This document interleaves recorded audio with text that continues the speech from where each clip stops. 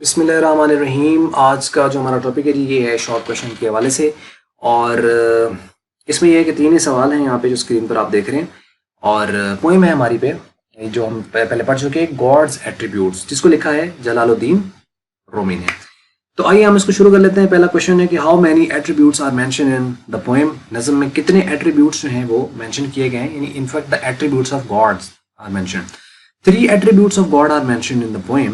These are: God is all seeing, all hearing, all knowing, यानी बसीर, अलीम, खबीर, ये खुदा के सिफाती नाम है।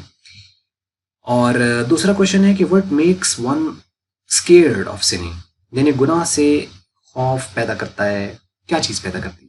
When one comes to know that God sees everything, कि खुदा हर चीज़ को देखता है, he will become scared of sinning, तो फिर वो गुनाह नहीं करता। उसको पता है, उसका ईमान है कि खुदा मुझे देख रहा है, तो इसका अंदर वो गुनाह करेगा ही नहीं।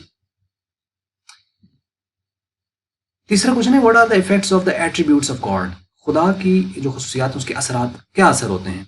आंसर है कि god's attributes help us in achieving the excellence of our character, यानी हम अपने जो कैरेक्टर है, जो हमारा किरदार है, उसको हम बुलंदियों तक ले जाने में ये हमें मदद कर सकते हैं, अपने आप को अपलिफ्ट करने में, अपनी पहचान बनाने में। अ गुड ह्यूमन बीइंग में the output of the following god's attribute. A good human being में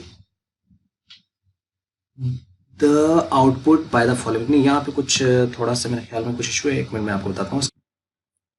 अच्छा, यहाँ पे आपने ये कर लेना है कि अ गुड ह्यूमन बीइंग मे गेट, यहाँ पे आप लिखेंगे मे गेट द रिक्वायर्ड आउटपुट, यानी जो वो चाह रहा होता है, जो कोई अच्छाई या कुछ अपने आप को बेहतरी की तरफ लेके जाना चाह रहा होता है, तो वो हासिल कर सकता है बाय फॉलोइंग गॉड्स एट्रीब्यूट, यानी खुदा के सिफाती नामों को अगर वो फॉलो करे तो फिर वो हासिल कर सकता है।